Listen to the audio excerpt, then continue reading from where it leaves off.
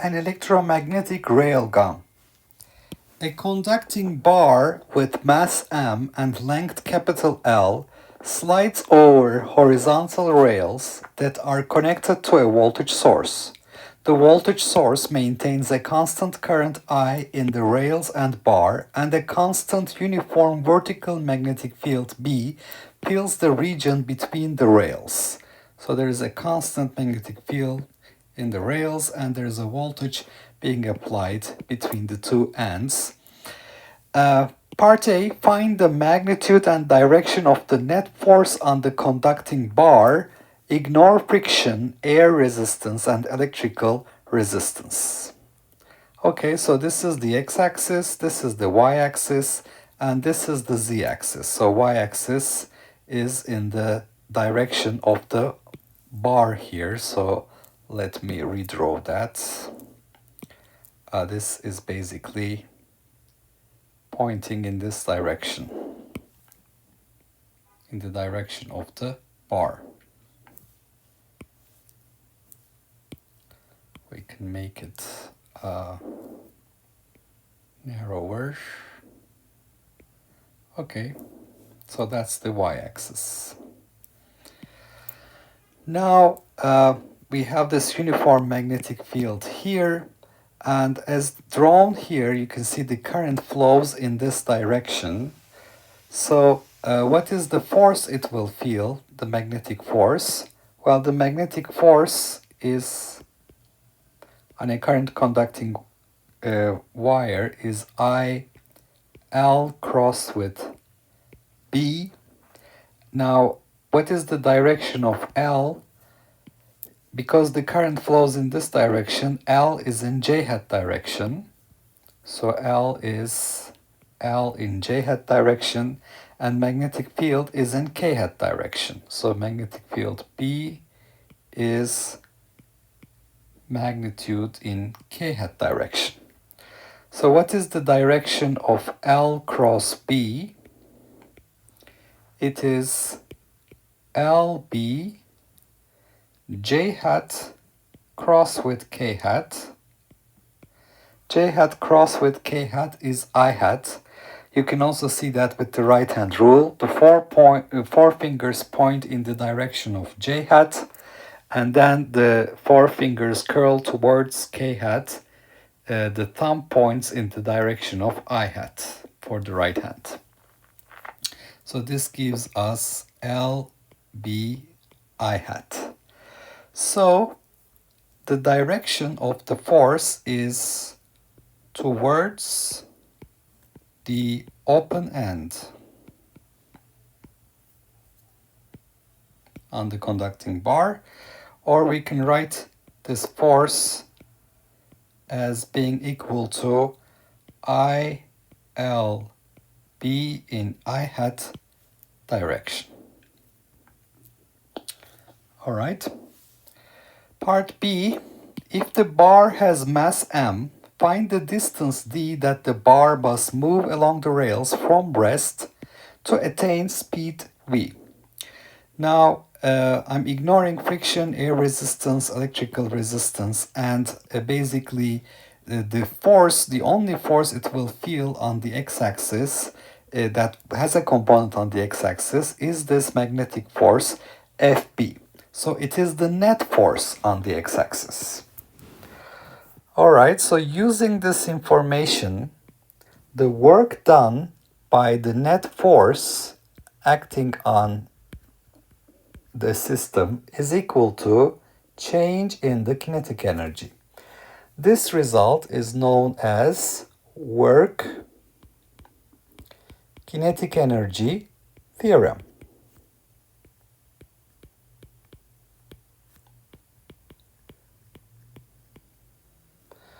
All right, so I'm going to use work kinetic energy theorem, and I start from rest and I reach a final kinetic energy 1 over 2 mv squared.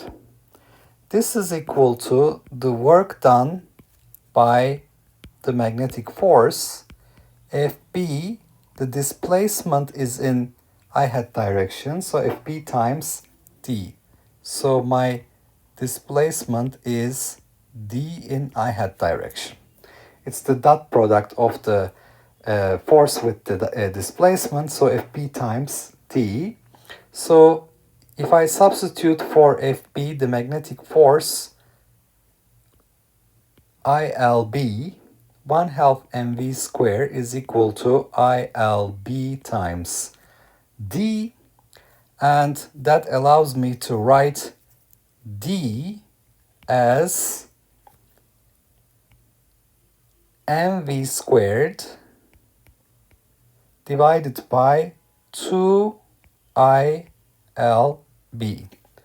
So it has to move a distance d to attain the speed v, and that distance is mv squared, the target speed squared, divided by 2 times current, length, and the magnetic field. Let's move on to part C. It has been suggested that railguns based on this principle could accelerate payloads into Earth orbit or beyond. Find the distance the bar must travel along the rails if it is to reach the escape speed for the Earth, 11.2 kilometers per second. Let B equals 0.8 Tesla, current equals 2 times 10 to 3 amps, M is 25 kilograms, and L is 50 centimeters. For simplicity, assume the net force on the object is equal to the magnetic force as in parts A and B, even though gravity plays an important role in an actual launch in space. So basically this x-axis is going to be the vertical axis now, and we're going to launch it into space. All right, so we have the escape speed 11.2 kilometers per second. The magnetic field B is 0.80 Tesla. The current on the bar is 2.0 times 10 to 3 amperes. The mass is 25 kilograms and the length is 0.50 meters. And furthermore, we are ignoring gravity, assuming that the magnetic force is the net force acting on it. Then we can use the answer in part B, because if F net is equal to Fb, work kinetic energy theorem applies. So D is going to be equal to 25 kilograms, that's M, V squared 11.2 10 to 3 meters per second, parentheses squared, 2 times the current, 2 10 to 3 amps. The magnetic field is 0.8 Tesla, but L is 0.5 meters. 0.5 meters times 0.8. So what do we find for D?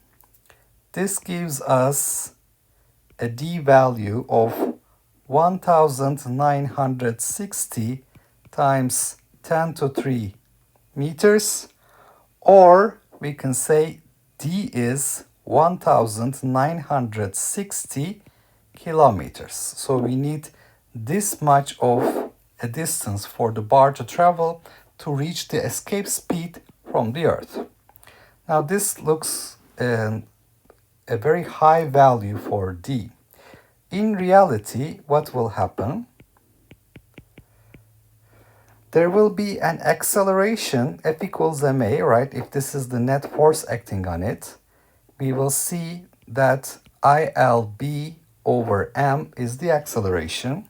If I calculate this acceleration, it's going to be 2 times 10 to 3 amps, 0.5 meters, 0.8 Tesla, divided by 25 kilograms.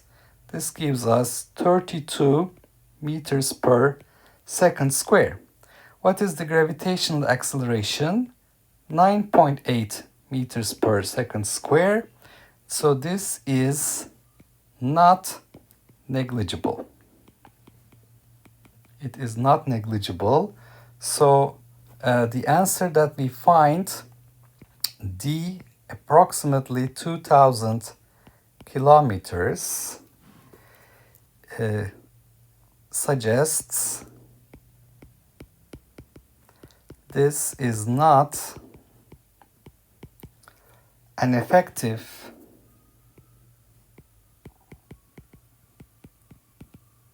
launch mechanism. Okay, because it's too much of a distance we have to travel. Okay, so first we have this electromagnetic rail. We have a bar on it. There is a current flowing in this direction, so we apply a potential difference between this end and this end so that the current flows in this direction. And using IL cross with B, right hand pointing in this direction, forefingers pointing in this direction, curling the forefingers towards the magnetic field, we see that the magnetic force is in I hat direction. And it has a magnitude ILB. I is the current on the rails and the bar. So the force is ILB I hat. Now, when this bar moves, due to this force, it goes through a displacement delta R. The work done by this force, FB dot product with delta R, is equal to the change in the kinetic energy of the bar. Why? Because we have work kinetic energy theorem.